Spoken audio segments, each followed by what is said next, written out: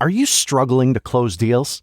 Cold outreach is wasting the time of both the buyer and seller at every stage, especially when sellers are using shallow and outdated data.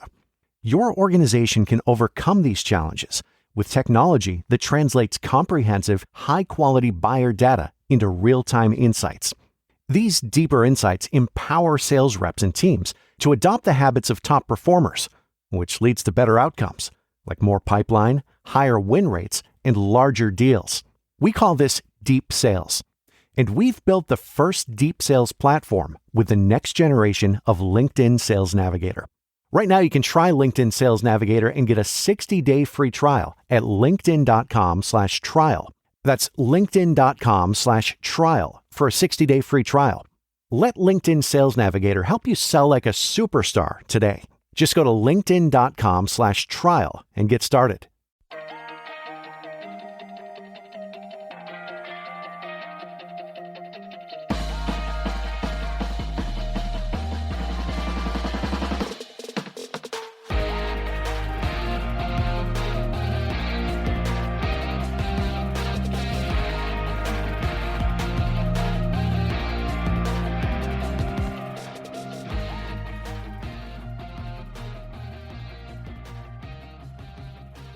Hey guys, and welcome to Criminality, the podcast where we know that loving reality TV isn't a crime, even though people in reality TV get sentenced like they did last week with the case of Miss Jen Shaw. Rebekah, how are you? Are you glad you're not Jen Shaw?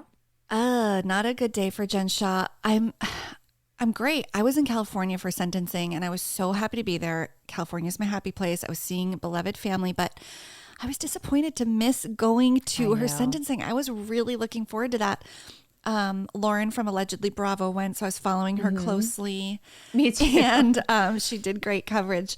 But yeah, it was a big topic over, where I was in California and among the people there. And they're like, it seems like there's a lot of crimes with those reality people these days, doesn't it? And I'm like, indeed there is. In fact, do you listen to podcasts? So, just doing my best. Absolutely. Yeah. Happy to be back. From coast to coast. Coast to coast. Yeah. Me as well. And we had a great turnout of listeners to our Sister Wives recap last week. I love that there have been these long standing watchers like you, but just as many new people finding it and coming in now right with me. It's like this great coming together of this. I think I got my hairstylist to start watching, who just did my hair in California. She was like, so what are you watching? And I'm like, well, in the era of amazing prestige TV, I am on season 15 of Sister Wives. And she was like, what?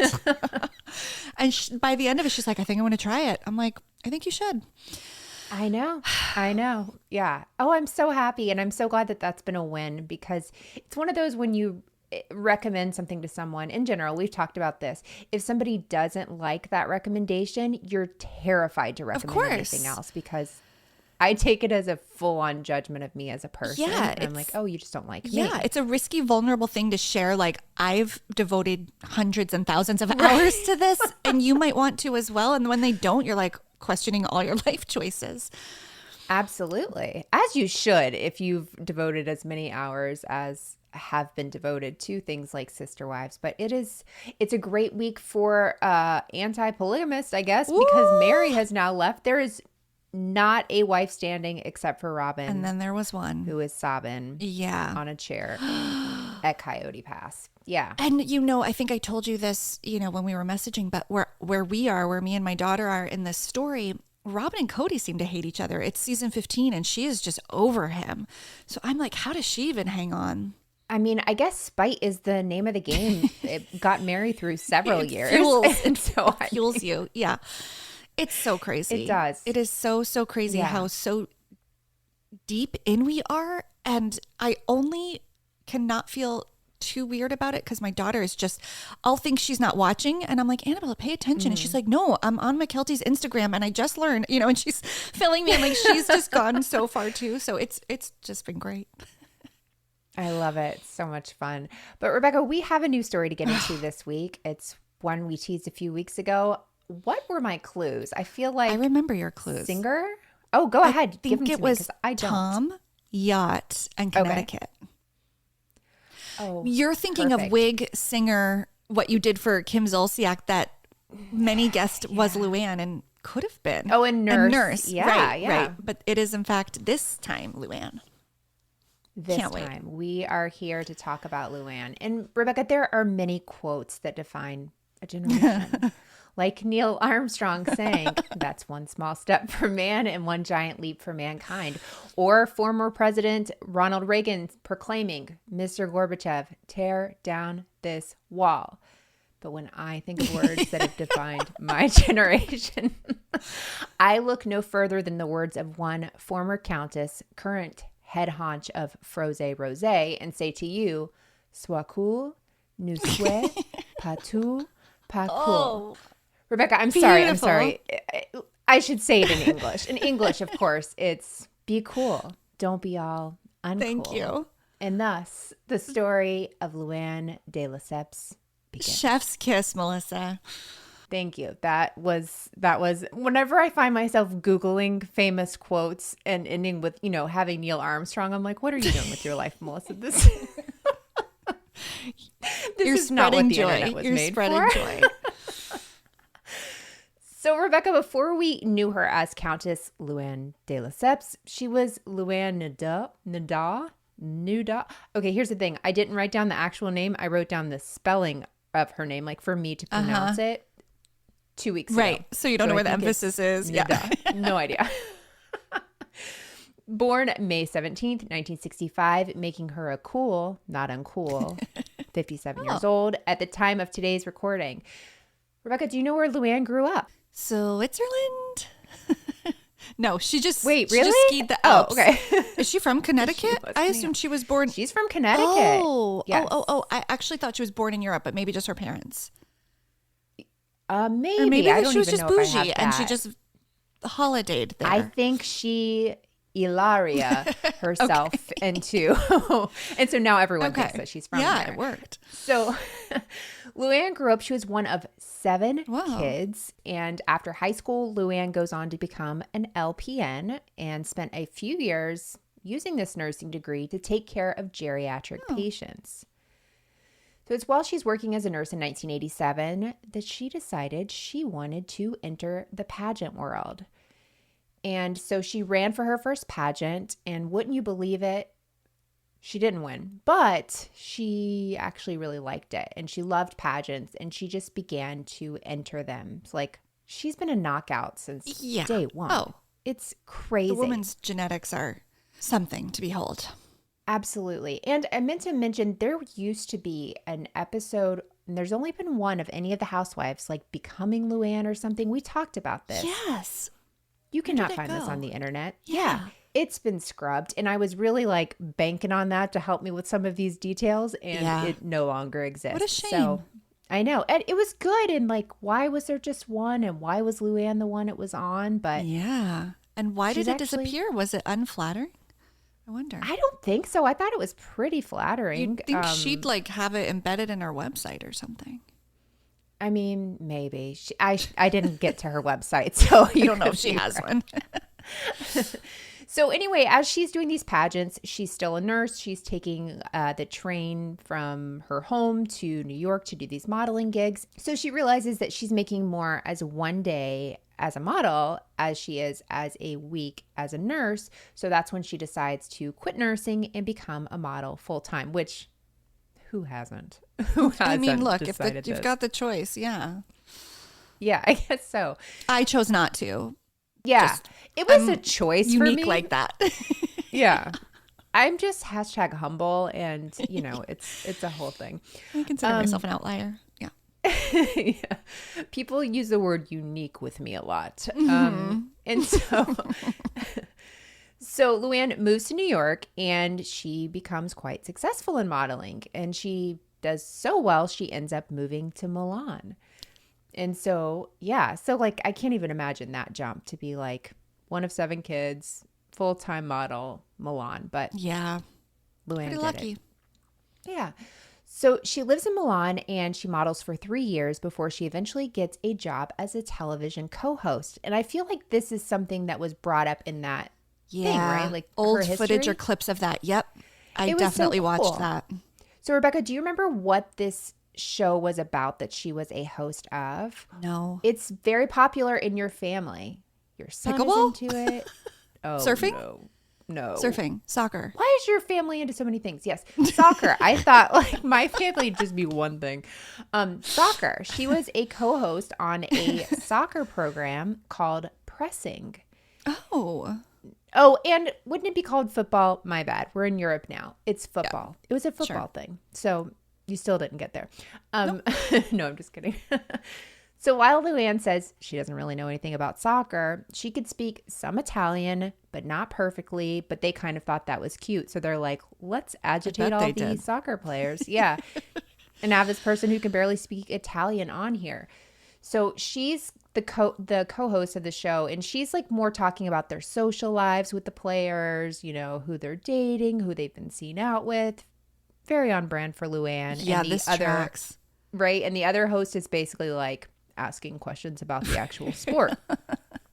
So she compared it to being the Regis and Kelly of soccer, RIP.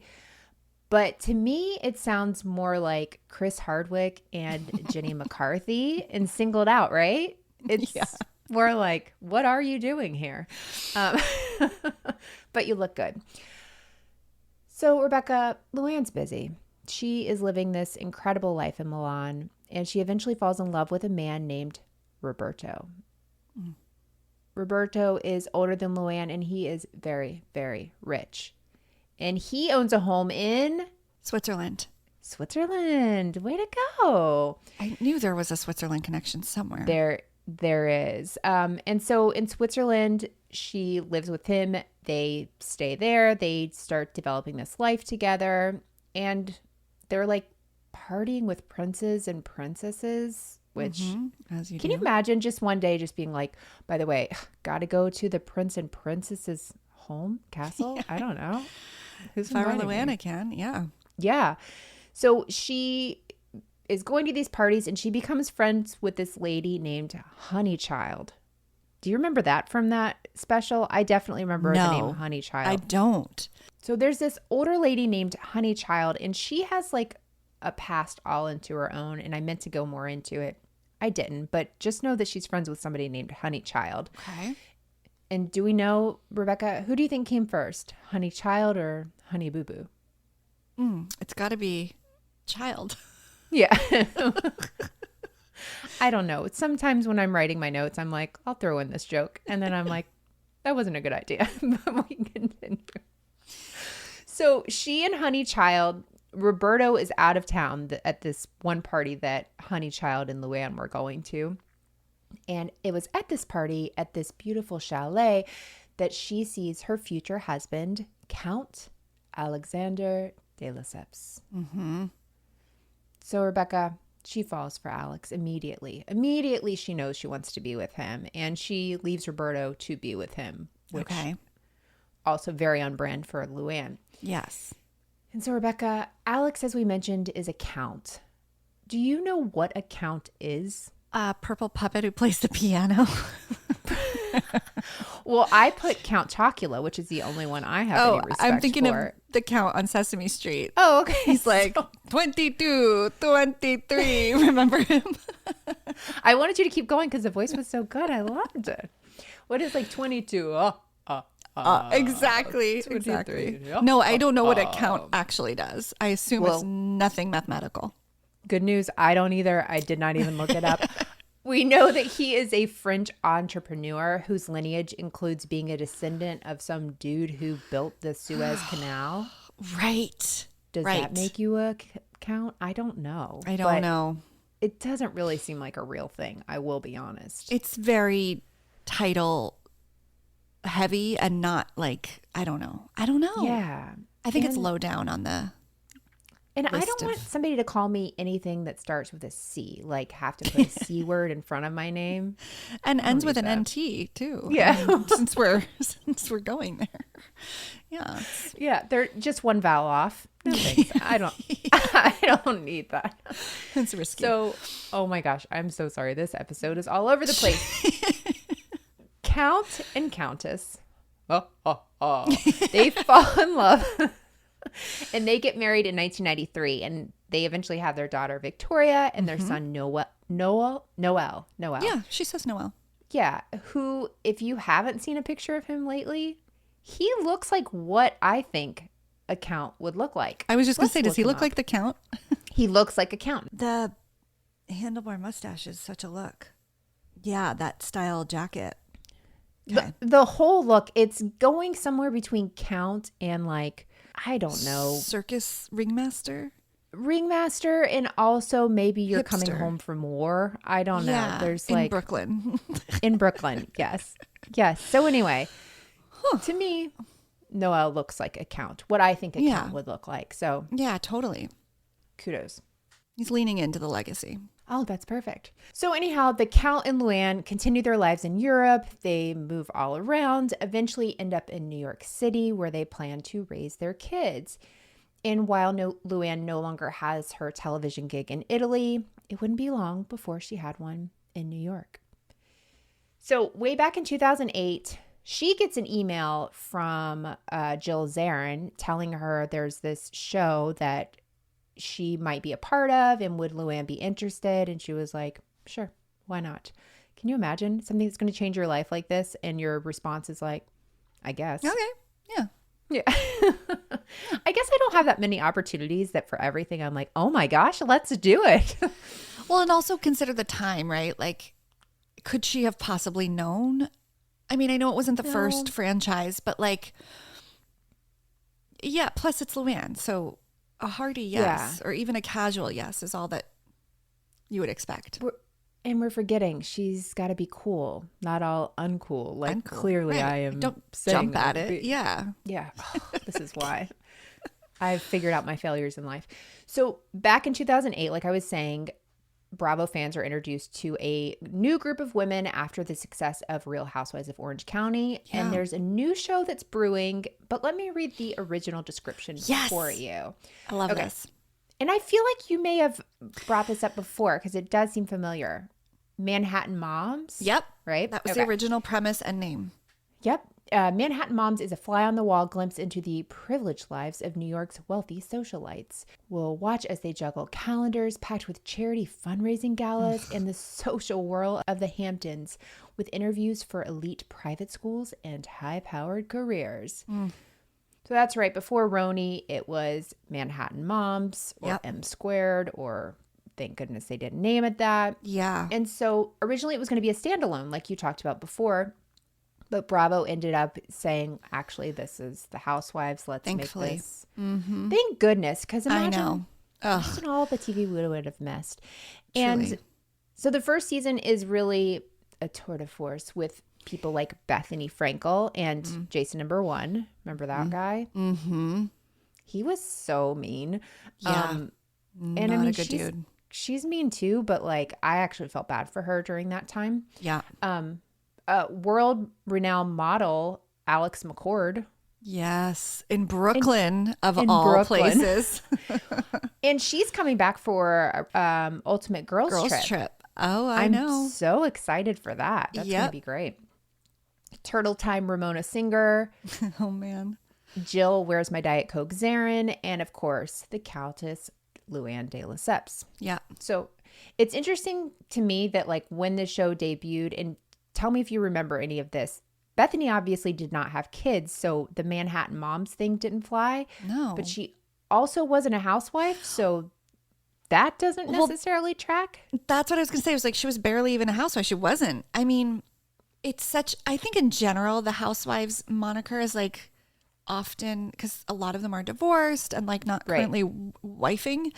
But yeah, it would never have worked as a Manhattan Moms show. I mean, like Sonia and Ramona each only had one kid. Like, it's not like they were running around with so many children, like mothering was top of the list. So yeah. And Luann's kids were in boarding school. So yeah. And so Real Housewives of New York is an immediate success for Bravo. And although the first season only had 7 episodes plus the reunion, it gave us some incredible moments. Moments like this one. Rebekah, will you play the first clip I sent you? Can't wait. This is Luann. This is Clever. Hi. Hi, how are you? Oh, I totally felt awkward being introduced to the driver as Luann. I'm not used to that. If you introduce me to like a driver, it's like this is double sex. You know, like kids. Like kids, it's like a level of respect. Yeah, it's a level of respect. You know, Oh, really? My husband would, And actually you be were like, freaking oh my out? God. Is this real? Do you really care what a driver calls you? And I said, I did not have the Countess handbook, so I apologize. I had no idea. Oh, I was like, okay, Luann, like we're all having a beer together. Yeah, exactly. For like, come in and do a shot with us. Yeah, exactly. Got it, yeah. Because you don't understand. There's no separation of church and state with me. There's not. Well, I feel it's not about church and for me, I state. am guilty.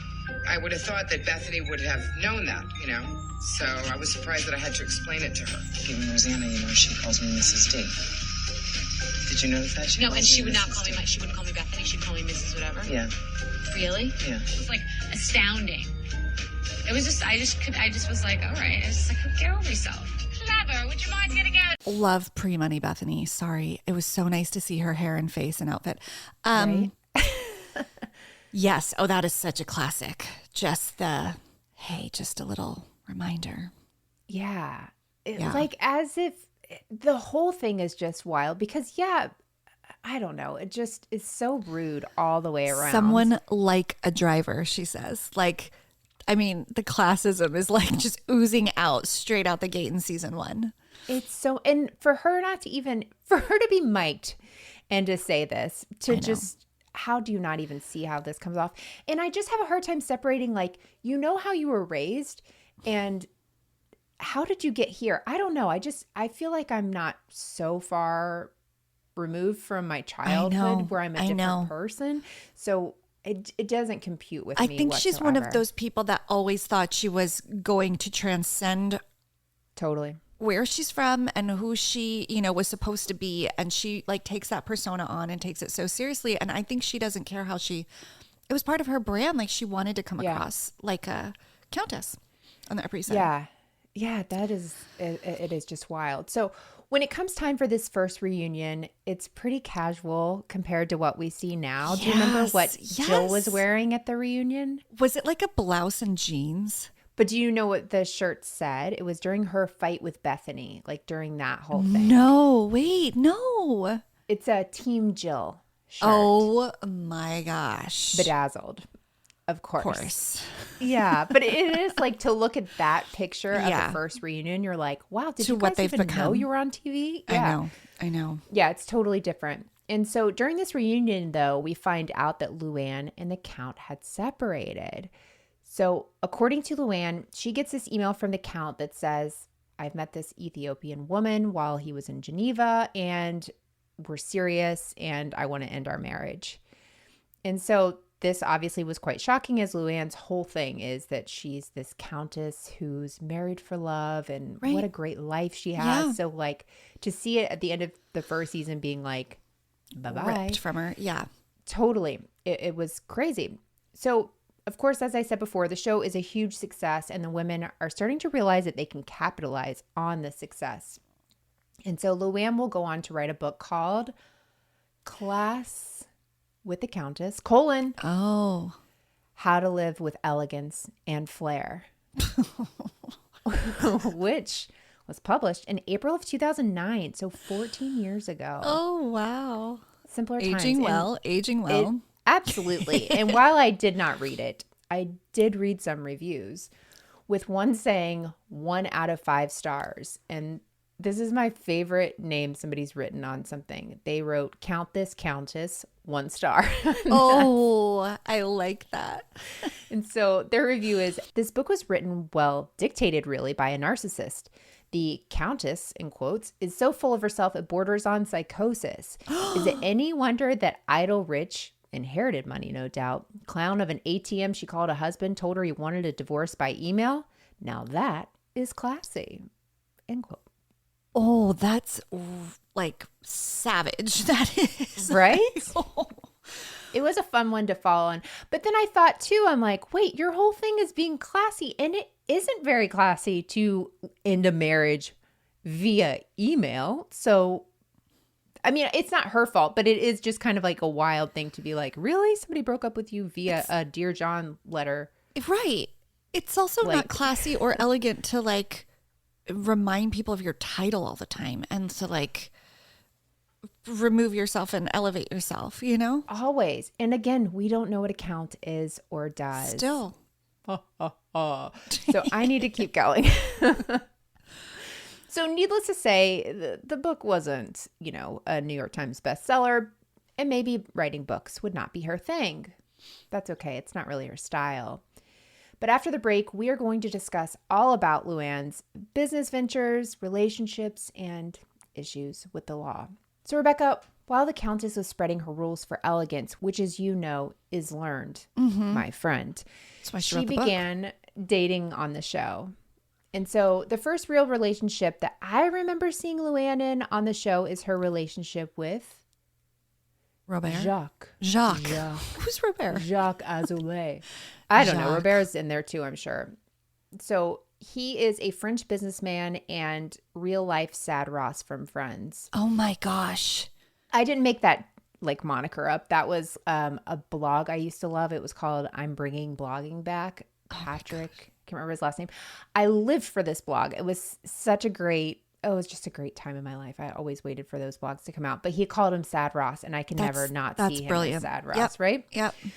So Luann and Jacques are dating for a while and seem to have a really great relationship, seem to complement one another. And you know what they say, the couple that share the same haircut together stay together. And they did have the same haircut for quite a bit of time. And they seem to be doing really great until Pirate Gate. Right. Rebekah, do you remember Pirate Gate? Bootleg Johnny Depp. Yes. Bootleg Johnny Depp. And who wants to be the real Johnny Depp anyway? Like there's just not, it's not good either way. Yeah. So in season 5, which do you have a favorite season of Real Housewives or what is your Real Housewives of New York that like you would say is your comfort season or episodes? I mean, look, we can't discuss Luann and New York without Scary Island. Absolutely. What season was that? It's got to be like 2, 3, 4, somewhere around there. Yeah, early. Mm-hmm. There's not a season of New York I didn't appreciate. Yeah. I agree. I'm kind of here for all of them. I mean, puppy funerals. Oh my the God. Tinsley years. The Her last eggs. Oh. Yeah, the eggs, the ladder trip with the boat ride. Oh when my Luann gosh. got the roundhouse, I hope we get to that. The roundhouse upstate. Oh yeah, we can we'll that was involved in some issues. Oh good. Yeah, it's you're right. Especially those early seasons, they were just always delivering. Yes. And season 5 is really no exception. In season 5, they go to St. Bart's where Yes. I want to rewatch the season because I forgot this is when too. Aviva is there. Holy moly. Hold my leg is what you mean. Yeah. He was there and it's pure gold. And so on this trip, I can't remember all the players in this, but I know Heather was one. Carol, was Bethany there? Bethany was there. I think so, yeah. Luann. Heather wakes up to find a man in her room, right? Mm-hmm. They've been out partying, having this great time. There's a man in her room. Of course, it freaks her out. Yeah. And that's when Luann claims that this isn't a big deal. Like, yeah, this leads up to her big quote. Yeah. Go ahead. I'm going to let you deliver this one. Be cool. Don't be all like uncool. Said with black sunglasses, Ray-Bans, and like a white blouse over her bikini. I mean, effortless. Flattest tummy I've ever seen. Yeah, it was just, man, I would Say Nordstrom chic. rack the crap out of that. Yes. And so she's saying this because there's this pirate looking dude named Tomas who Luann says looks like Johnny Depp, which, okay, we'll give her that. Yeah. He stays over and she realizes the girls are talking about this and that Jacques is going to find out. Like this is we don't see this very often. I feel like now, like, okay, Heather Gay and her whole black eye, we don't know what happened. But back then, people were letting things fly way more, I feel like. So the cameras weren't on when he was there. Yeah, was different. Right. And so people were just saying, well, here's what happened. They're like recapping, even though the cameras weren't there. And I don't feel like they do that as much now. And so Luann realizes, oh my gosh, this is going to be on film. Jacques is going to find out that this pirate was here, all this. She calls someone, speaks to them in French, and is like telling them to keep things quiet and creating this whole story, right? Yeah.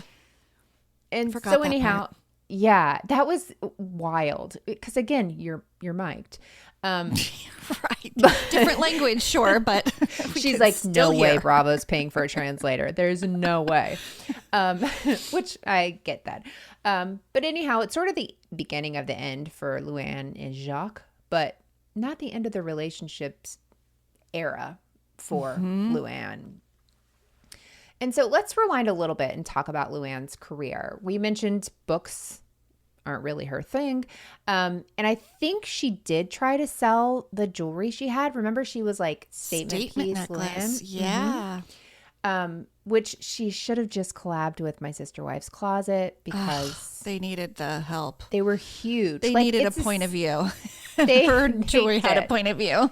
And possibly Luann's strong neck, because I never understood how she could wear those things all the time and not just be like ripping them off of her neck. I don't have a strong neck. Very weak. It's like her core, but her core is up there. It's like exactly like that.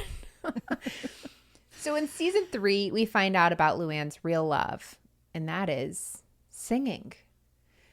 So remember Kim Zolciak, as we mentioned before, and her singing? Well, Kim walked so Luann could run into the bushes. Have you ever had that moment when you're leaving the house and you wonder, did I lock the door? Or worse yet, you start spiraling and you imagine all the what ifs. I used to feel that way all the time, but it wasn't until a few years ago when I heard about a break-in just a few blocks away that I realized I needed to really step up my home security game.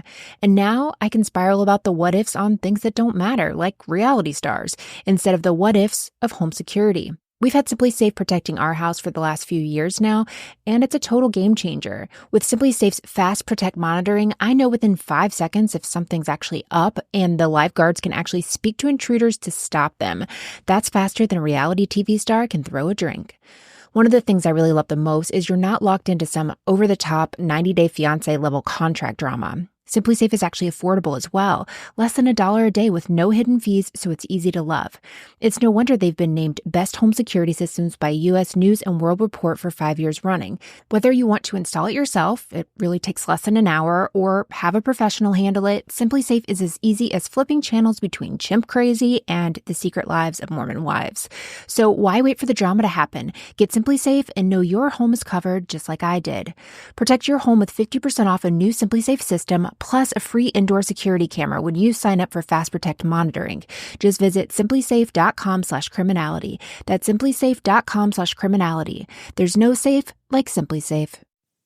Okay, it's time to commit. 2024 is the year for prioritizing yourself. Begin your new smile journey with Byte, and you could start seeing results in just 2 to 3 weeks. Just order your at-home impression kit today for only $14.95 at Byte.com. Byte clear liners are doctor-directed and delivered to your door. Treatment costs thousands less than braces, plus they offer financing options, accept eligible insurance, and you could pay with your HSA, FSA. Get 80% off your impression kit when you use code WONDERY at Byte.com. That's BYTE.com. Start your confidence journey today with Byte. But Luann was working with these like world-renowned producers, right? And she ends up releasing her first single, Money Can't Buy You Class, which is a banger, Rebekah. Referenced all the time in pop culture to this day. Absolutely all the time. Like it is, like they did a great job with that song. Yeah. Like just producing it. It was great. And the next follow-up, or the follow-up to that would be Chic C'est La Vie, which don't make me say any more words in that song because reading that title was more than enough for me. Yeah. And later came Feeling Jovani, which of course was a clapback. Would we call it a clapback? In that year that it happened, it sure was. That's what we would have called it. Wait, what would it be called now? Oh, what's the Gen Z word for that? Well, I don't know that. I You just just know know that there that we would be know. something else. I know that now we wouldn't call it that. Don't you think? We Clapped know back, it's I been guess. updated, but we don't know what to. We're young enough to know it's been updated, but we're too old to know to what. And by we, I mean I, Melissa. I'm not going to drag you down. No, I'm there with you. I'm in the trenches with our neck creams. We're together. It's fun. So, do you have a favorite Luann hit, Rebekah? Oh, God. Out of those three, I mean, I assume there's other songs, but the Christmas song we'll just let. Oh, yeah. That is not the Let's favorite. let it go. I think it has to be her first. Yeah. The original. I do. They're singing her song. Yeah. She loved it. It was. They're all pretty great. I mean, are all pretty great. Like, she got very lucky. for what it is, absolutely. Yeah. And so where Kim Zolciak makes a couple singles, cashes a few checks, steals some from Candy, Luann takes it a step further, and someone on her team helped her create Countess and Friends, which was this cabaret show where she sings songs, has famous friends, in quote, that come on the show to banter, sing, play piano, or just ruin the respect I once held for them. Exactly. Countess and Friends was a huge success, and like she's still doing Countess and Friends. Why do you think this has been successful for her? Because she's not a great singer. We haven't really mentioned that, but she's no. I mean, listen to her speaking voice. Like, she sounds like she's smoked a few packs in her day. A few. Yeah. She smoked the entire Marble Red collection. Yeah, that I'm sure fueled her whole modeling career. But I think it's like a little bit of a car accident effect. You know, you kind of want to see it for yourself. You can't look away. The fun guest surprises. Right. But seeing it in person, it's truly like a spectacle to behold. It's an event, right? It's an event. Yeah, you make a night of it. And I think she got Bravo fans.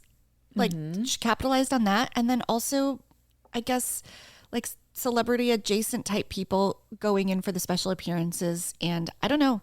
And it's in New York, kind of like Broadway adjacent. So and went on tour, as we know, with posters on concert halls. So absolutely, totally made it a thing.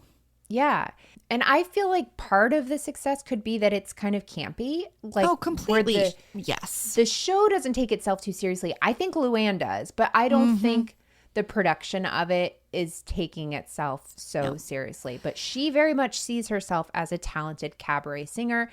Right. And not just a place for people to come together to watch this singer. But it's really a well-produced show. From everything I've seen, it looks like the behind the scenes has really made this work. There's podcasters who talk about it and they've gone like 3 times. I know. I feel like it would be an experience. We should go. I would want to, for sure.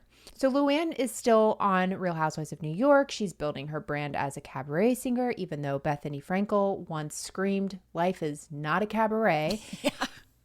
That was a great one. And as she continued cabaret and found success in that, Luann was still looking for love. And she found it, or she thought she found it, in a man named Tom D'Agostino. Is that how? Am I saying it right? Okay. And if that name's familiar, then you too could be entitled to compensation for having dated Tom, just like both Ramona and Sonia Morgan had. So that's right. Tom is a bit of a ladies' man. He has really pretty eyes. I'm going to go ahead and give him that right off the gate. I will too. They were blue. I can see the charm of him, but I also see his doucheosity, and like it just comes out of his pores. Like, it seems very obvious to me. Like, there's just no, he's just not going to be very nice to me, right? No. Yeah. Tom had never been married. And so he was like into his 50s and look, we're not going to talk stereotypes. It's a new day. You don't have to get married. Sure. But typically what they say about men who've never been married at that point in their 50s, like, holds up. I mean, he'd been with like everybody on that show and their neighbors. Like, he was the new Harry, what is his name? Harry Dugan? Was that his name? No. What's the, you know who I'm talking about? Aviva's Dubin. ex-husband. Yeah, he was the new Harry Dubin, but like, that you're like, sounds wrong too. I see how More of an you appeal could or a have gotten charm. further. Yeah. Yes, 100%. But that circle up there that they run in is small, and money matters more than, your looks, I guess. And My kindness. friend. Yeah. And kindness for sure. And so Tom is a ladies' man, as we've clearly said here. And although Ramona seemed to have not really been so serious with Tom, kind of like had some casual dates, Sonia seemed to have been pretty into him. It felt very much to me like, if we're both not married by the time we're 30, we'll marry each other. Like that kind of a thing, right? So it was like she and Tom would see each other, have whatever relationship they have, find new partners, come back. They would always come back to each other, right? And so this forever bachelor never really seemed to be super interested in seeing anyone long term. That is until he heard the baritone voice of Countess. And so Luann and Tom meet in 2015 and are engaged the next year. And Luann talks often about how happy she was, and she was fine relinquishing this title of Countess, right? Because she is still Countess Luann, which was like a courtesy title at this point. But once she got married to Tom or got married to somebody else, she would lose her title. Right. But Tom was worth it to her. Mm-hmm. True love. Yeah. It's always worth it. Ugh. So anyhow, the women on Real Housewives of New York, I wouldn't say they're known for having like the greatest judgment, but they all seem to really know this might not be a good thing, Luann. Yep. This is not great. You're taking it too fast. Like, he's they been all have with concerns. Everyone here. Yes. Yeah. And rightfully so, right? And so just days before this huge engagement party Luann's having, where she's like kind of crushed poor Sonia, like made her feel really bad, and like she had nothing with Tom. It was a really weird thing, right? Like she belittled Sonia. And, yeah. Bethany decides to sit with Luann in this hotel room, and she tells Luann about these pictures that were sent to her. And Rebekah, if you'd like to play this. I have to tell you something, and I don't want to be the one to have to tell you this because it's not my... Please don't let it be about Tom. It's about Tom. Well... And it's true, and I just need you to know that before I tell you. I don't want to go through this wasn't now in denial. I just want to tell you that this is a fact. It was about Tom. I think there's more. I own more in my house that says, please don't let it be about Tom. It's about Tom. Like knickknacks than truly anything. I think the saddest part of that, that whole scene is so sad. So good. So sad.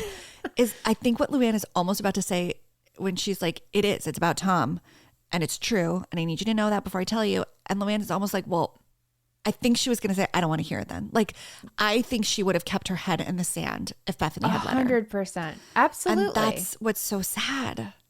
She was kind of like, as long as it's not being in my face, I can look past it. Would you hear about that? And there were always conversations that Luann and the Count had this like open relationship. And I don't think she necessarily confirmed it, but no, I think she actually did. That said, like, they kind of saw other people. It wasn't like a big deal. So I think for her, it would have been, if he wasn't putting it in her face and flaunting it in front of everyone, she could have dealt with it. Right. And I'm sure you'll get to it. That's like what she basically says to him when she calls him. Oh, yeah. No, but I didn't have that written down, but go ahead. No, I vaguely remember like her just saying like, how could you do this at the Regency? Basically, like not how could you do this? But I don't know if she actually said that, but that was kind of the vibe of the whole thing, right? Yeah. Oh, I will give you my picture to post for this episode where of you at the Regency. Yeah. Me crying on the phone in front of the Regency where my husband was like, why did we have to come here? And I said, you just need to get this shot. You didn't even take him inside for a drink? Absolutely not. I don't want to run into Tom. Those dazzling eyes. I didn't know if my husband would leave me. Who knows?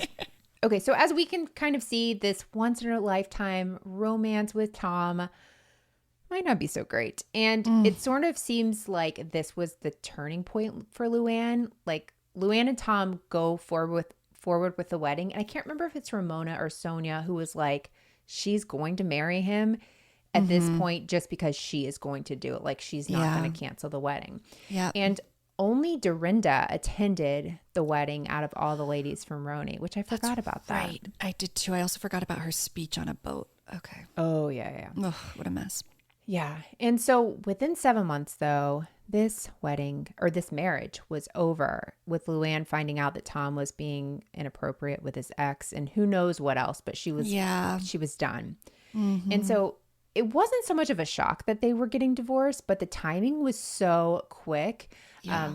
And Luann also got a Bravo divorce special with Andy Cohen. Do you remember that? Vaguely.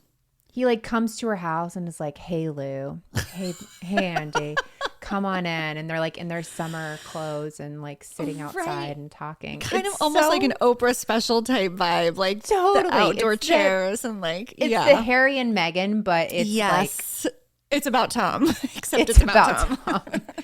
Exactly. Oh my gosh, so silly.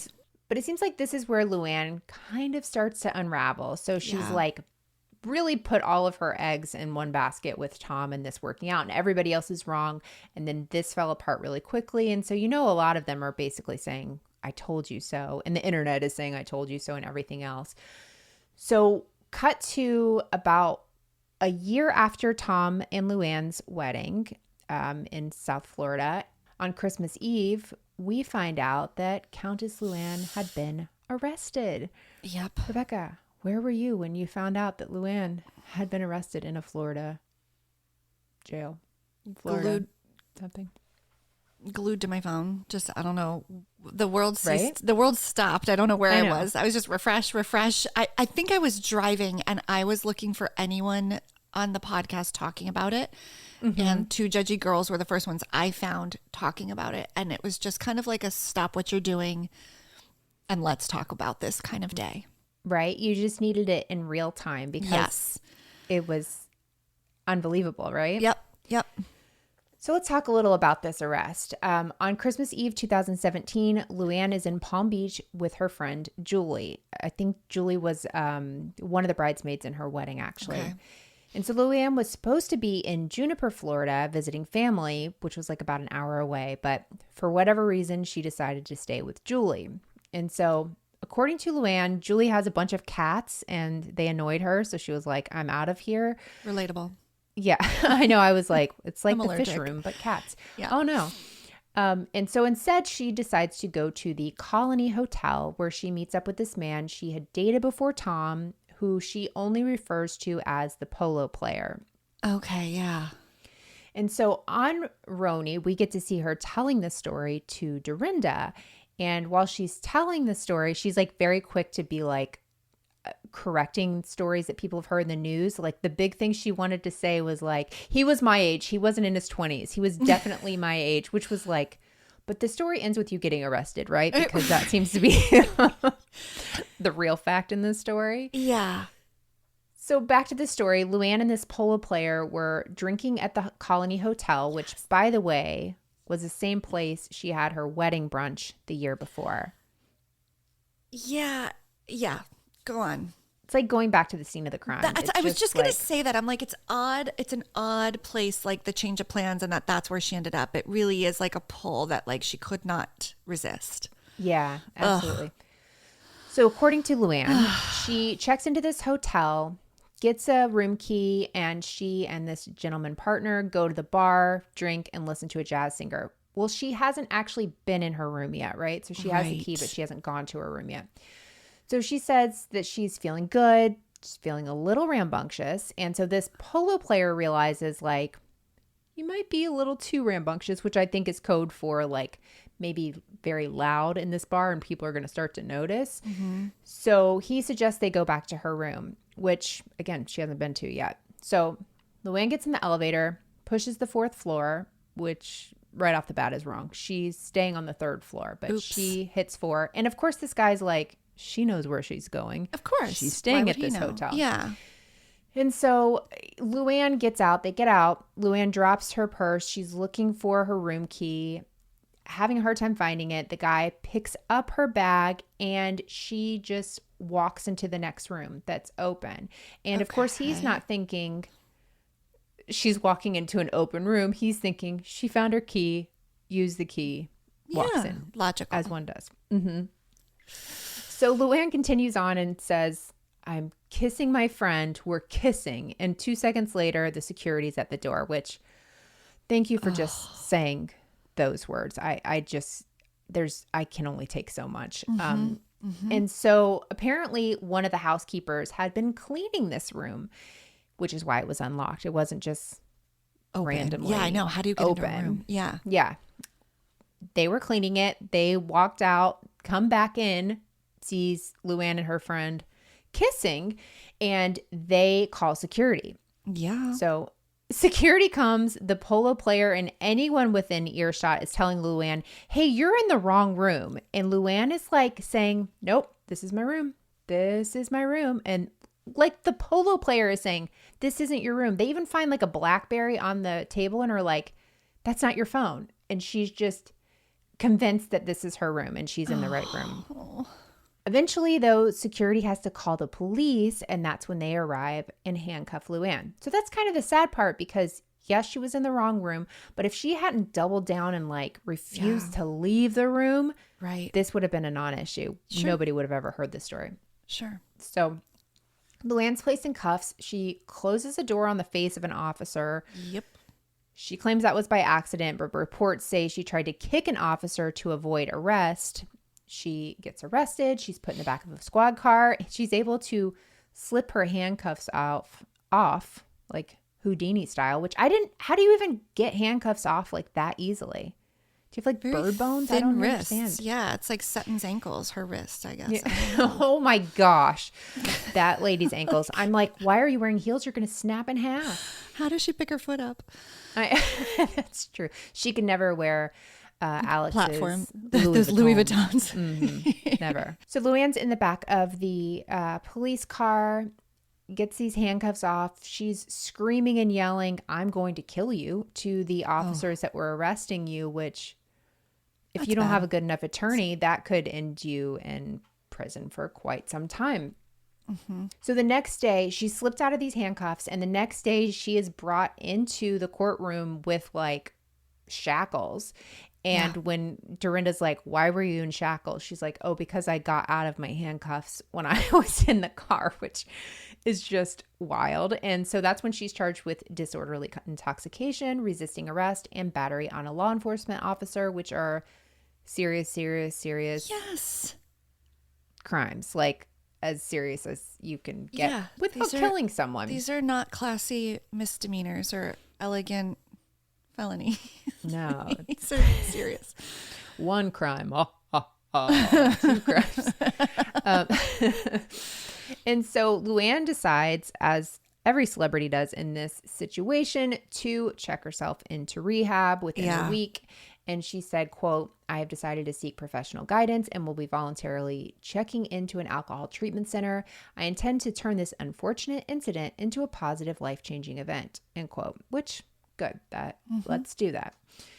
And as we know, though, the cycle of addiction is vicious, and she wasn't finished with her issues with alcohol at this point. So in July of 2018, she ends up being sued by the Count and their kids, Victoria and Noelle. So I think this is the Circle house that she had. She buys that house. It's like $3.1 million, but she doesn't create a trust for the kids. So part of the guidelines of their divorce is if she's buying anything like that, it has to be in part in the trust for the kids. So if anything happened, it would be theirs. Well, that's like a big part of the divorce. She didn't do this. So the kids and the Count sue her, which is like a big freaking deal. Like to be sued by your kids that you can't figure this out.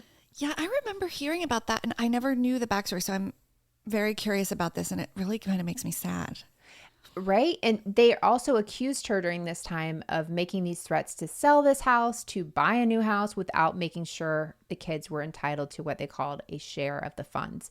So basically, it was uglier than I think she, made it out to be, where it was like she was even saying, I will not put you on this. The Count's obviously fighting back, and the kids are, because they must have been been legally advised. Like, 100%. I don't get it. And why? What was her reason? Did she ever say why she wasn't just following the guidelines of what was the agreement was? It's so odd. I wonder if it was kind of like she knew she would get less of a cut or whatever because it's going to them, and maybe she thinks they have too much, which they have all of his inheritance, but Sure, like that's but still not what the rules were. It's such and you'd think she would care about like what a bad look that is. Like that is just yikes. Okay. Getting sued by your kids has to be up there with like telling a police officer you're going to kill them. Like, those are that's just like not pretty great rock things. bottom. Yeah. Definitely. And so the kids end up dropping the lawsuit the next year in April, but following the news of this lawsuit within just a couple of days, Luann checks back into rehab after Bethany stages an intervention. You remember that whole thing? Yeah. And so obviously that really probably contributed to her spiraling. If your kids are suing you, that can, like you were saying, be a rock bottom. Yeah, sure. So Luann misses the season 10 taping, the reunion. In August of 2018, it comes time for Luann to have her day in court about these charges that happened back in Palm Beach. So she pleads guilty to 3 charges, which were battery, disorderly intoxication, and trespass in an occupied structure of conveyance. Ugh. You know that one. I don't. Yeah, there's casual names for I'm like, buildings. that is a lot of words. Yeah.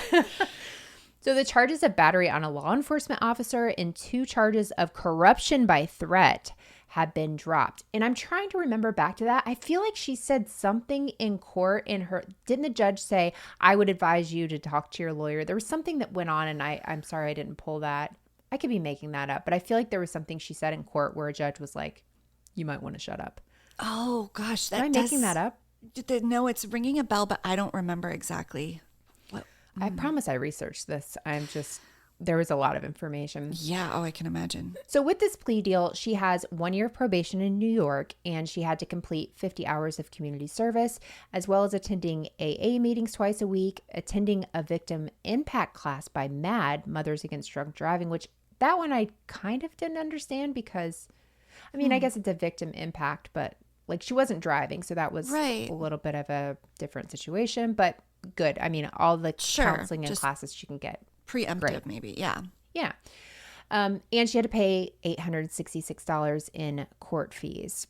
Okay. And of course, no consuming alcohol or taking illegal drugs, as she would be subject to random testing. And Luann followed all of this and lived happily ever after. Oh, of course. I wish. So during this time, she's still touring with Countess and friends. But that might have been an issue. The whole thing with this is she's like having a good time. She's relaxed. She's drinking. She's singing. Everyone's like, that's the atmosphere. Yeah.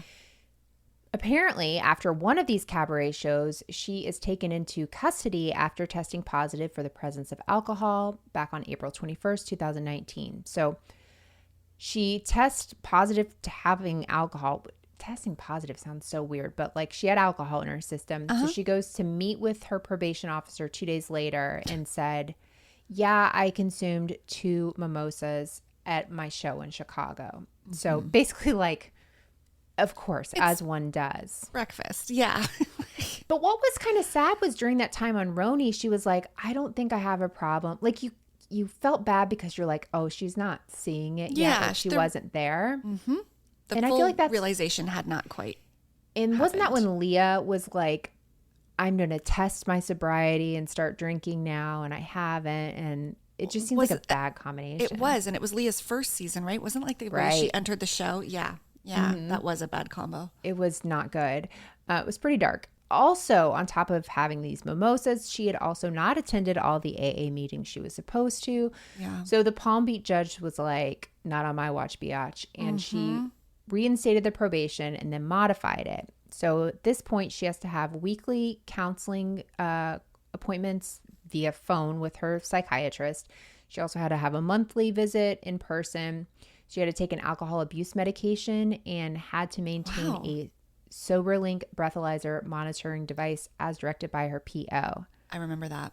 Yeah. She like brought that to like brunches with the girls. Well, and remember though, I feel like this was the first time things really happened. Yeah, it was whenever she had gotten out of,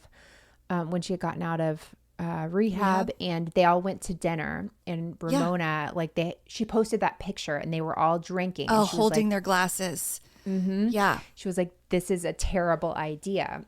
And it was. Yep.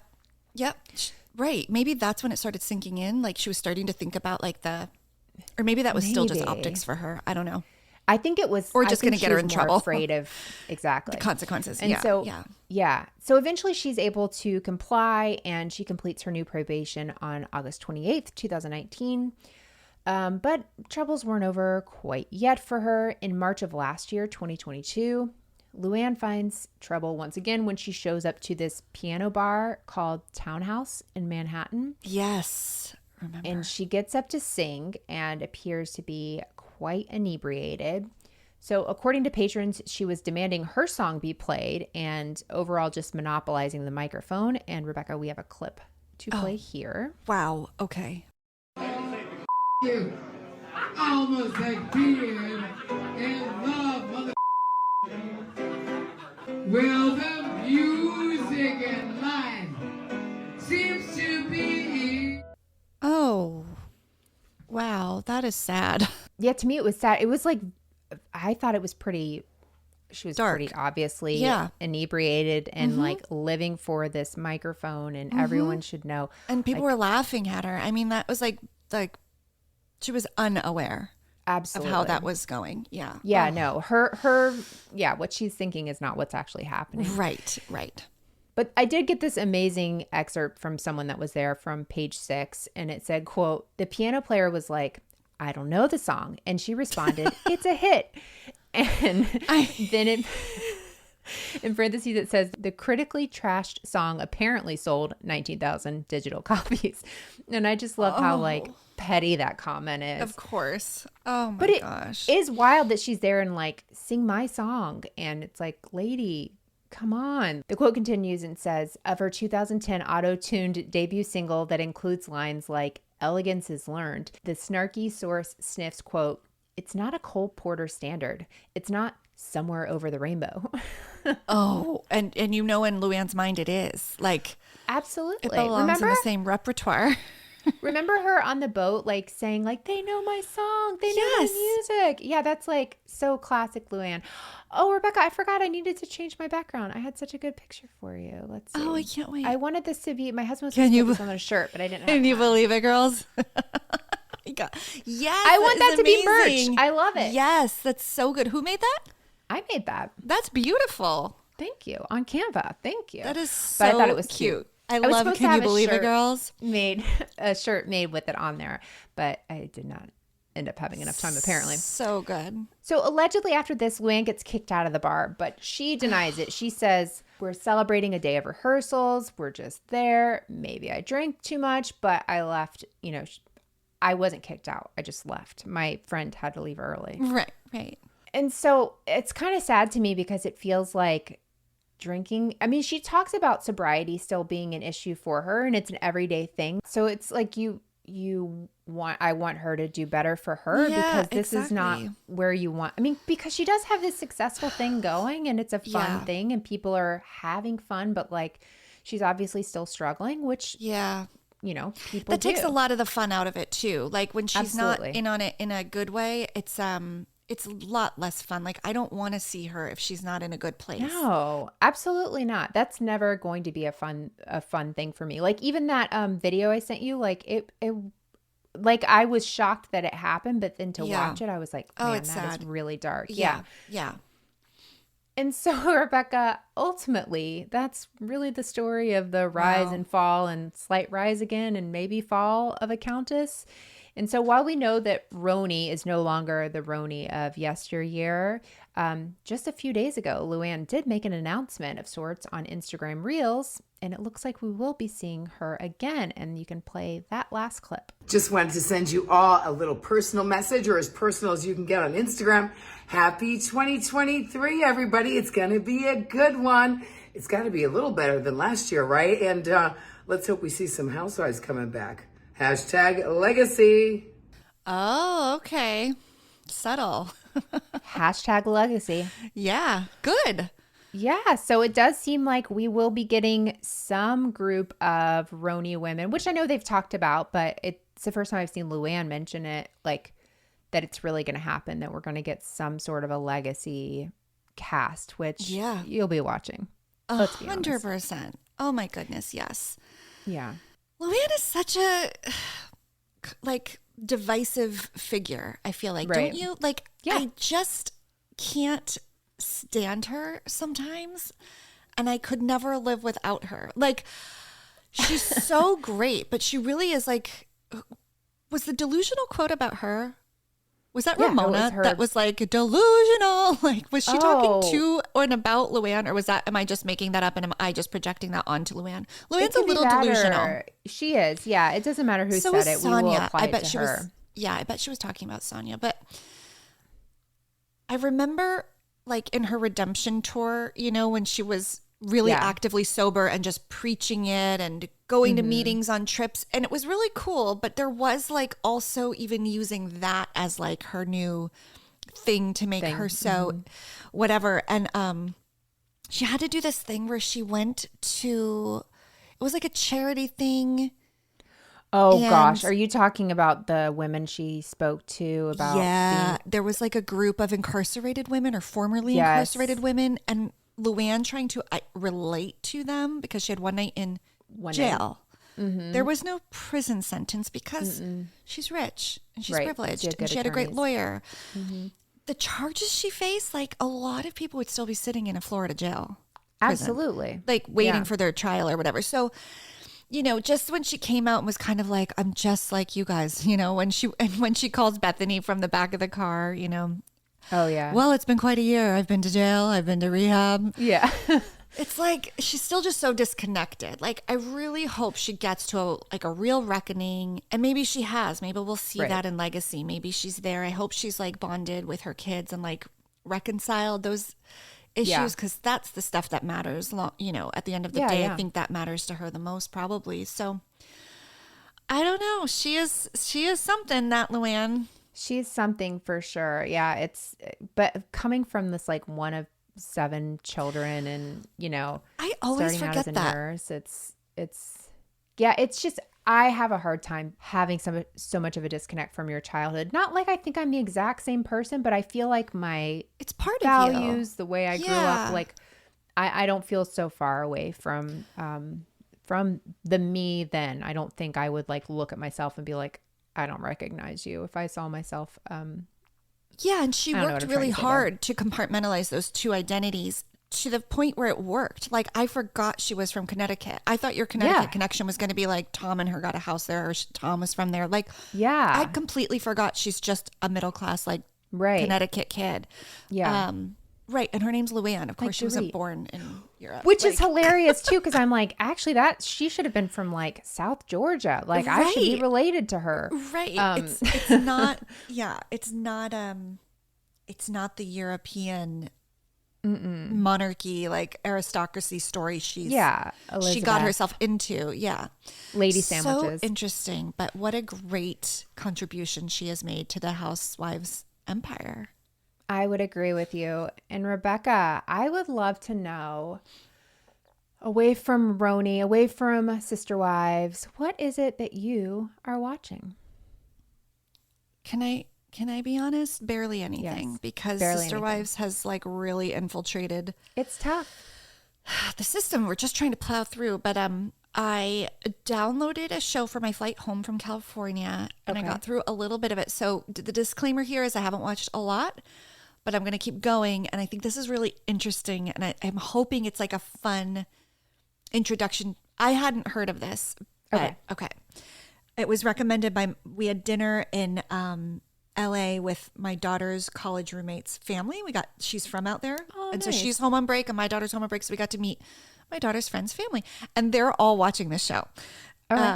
So I was delighted to learn that reality TV would be a big topic of our dinner conversation. I wasn't expecting that, and I was so happy. So your clues are Netflix, Dante, South Korea. I have no idea. Oh my gosh, this might be a first. So the show is called Singles Inferno. I haven't even heard of it. I did Dante because of Dante's Inferno. So take your classic like Love Island dating reality show, but put it in South Korea. And there's been 2 seasons. And the premise is that I don't know how many, I think it's 10 singles are placed on this island. Beautiful. but it's deserted. And so there's a survivor element to it. They have limited resources. They have to get their own food and shelter. Oh. And the only way they can escape it is by successfully pairing up and going on a date to paradise. So the Inferno is the deserted island. Paradise is where they get to go on these dates. That's the premise. So it's already like different. And then yeah, I like it. It's South Korean, so they're speaking South Korean. So you can either have them speak as they do and do subtitles, or you can do the dub. I prefer subtitles. But their cultures, the culture is so different from any American or even European dating show that I've seen that's really fun to see. Oh, that's cool. But the rest of the tropes are pretty similar. You know, you've got your villain, you've got your good girl, you've got the guy who's full of himself, you've got the guy who's like, I'm smart, you've got the guy who's like, I'm hot. They're all very attractive. Yeah.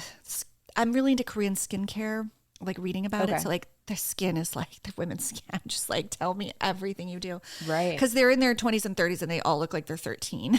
But they're all like fully grown adults. Right. But I'm only a couple episodes in. So again, I can't fully say this show is amazing, but I really, really like it.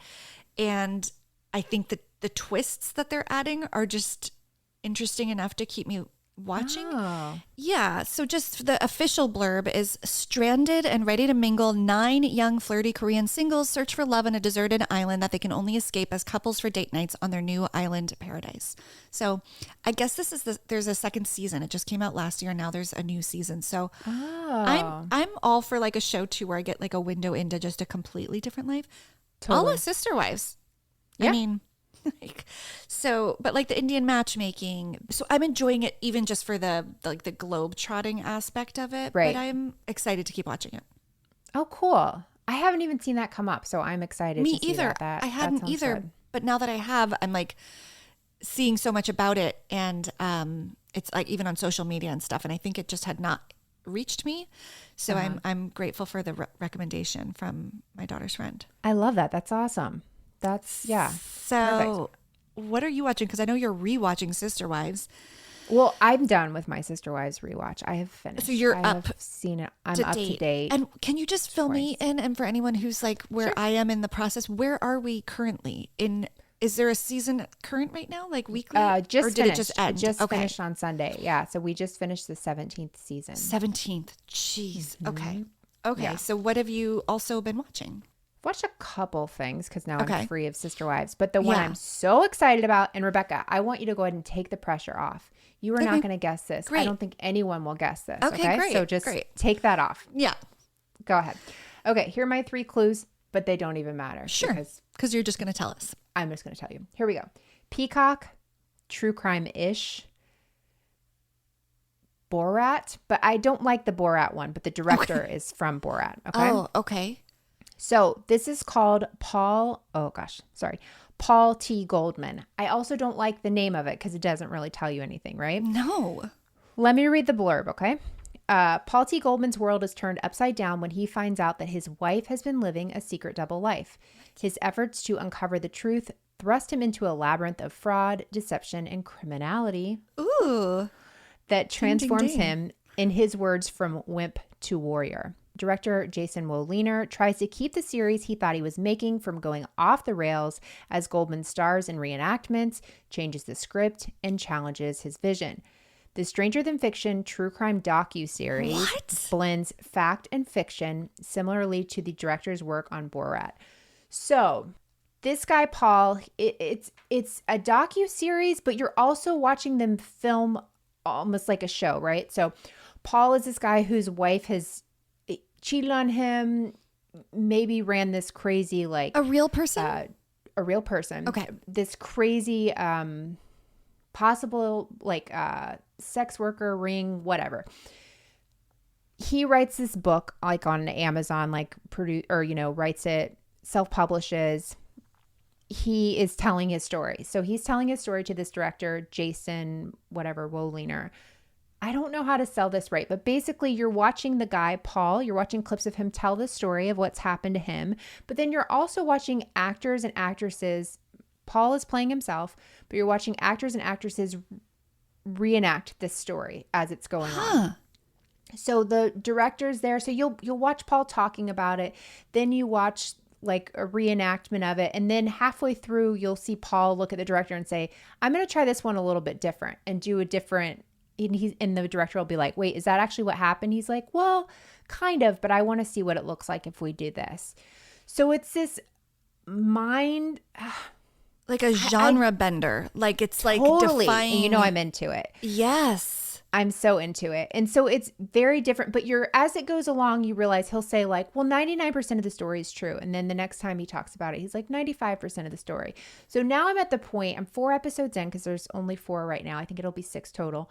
That I don't know if the whole story is not going to be true. Maybe he wrote this and lied about the whole thing, or maybe you just don't know. So it's so good, so awkward. So one of the things I read about was like a connection to the rehearsal, just like this weird real life, but not. Yes. It's totally different. Genre bending. I love these. You're so good at finding these and introducing. It is like totally, when I saw the preview, like before Christmas, I like literally put it in my calendar because I'm like, I have to watch this because I'm never going to see another preview. So not very many people are talking about it. So if you want to be cool, not that I'm cool, but I feel like I find some pretty neat stuff. I don't want to be uncool. Find it. Yeah, don't be all uncool.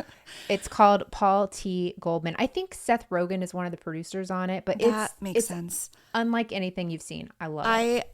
It's next on my list.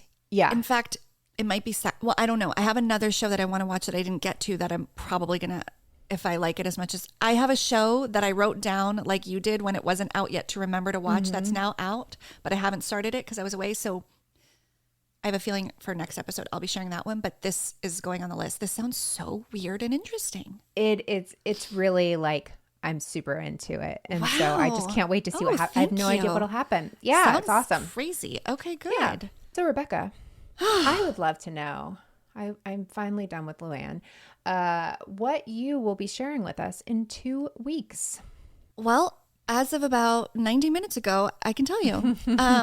And these clues, I think people can get this. I feel like you definitely will, but these are the clues. Okay. Bravo, hospital, church. But don't say it if you know. Okay. I think I know. I think you do too. Yeah. Okay. I'm very excited. This is what I think it is. Okay, guess. Okay. Tell me what you think. Jen Shaw? No. Oh, because it smells like hospital, church. Yeah. Okay. Dang it. So it's not Jen Shaw. I Okay. did think that would be a red herring. Yeah. I'm a little tired of talking about Jen Shaw. I feel like I'm fine with that. I need time until I do her story. And everyone's reported on it so extensively. I don't even know if but I kind of wanted to, so it's not Jen Shaw. Okay. I got to think about it some more. Okay. I'm very excited. Don't overthink it. You're very close. Okay. I'm going to get it. I don't have it yet. Really? I sometimes have to sit and like look at the clues. You'll and, text me in 45 minutes. So. Yeah. It'll be fine. So I'm excited to dive into that, and we'll be back to do that episode in 2 weeks from today. Perfect. Follow us on social media, Instagram, TikTok. We are being consistent TikTokers. Are they good? We don't know, but we're being consistent TikTokers. And we'll be back in 2 weeks, Rebekah. Yeah, can't wait. We'll share the story then. This was so much fun. I feel like we need Luann hit song to send us out. Yeah. I almost started singing. Let's not do that. Thanks. All right. Bye. Thank you for listening to Criminality. If you're enjoying the show, please head over to Apple Podcast or wherever you listen and give the show a rating and review. The reality is it would be a crime to keep your thoughts to yourself. And come join the fun outside of the podcast and follow us on social media. We are at Criminality Show on Twitter, Facebook, and Instagram. Memes are welcome. We'll see you in 2 weeks with a new episode. Until then, you can catch my co-host Melissa on her weekly show, Moms and Murder. And Rebekah Sebastian on her podcast, Dialogue, a true crime conversation. Don't forget, loving reality isn't a crime.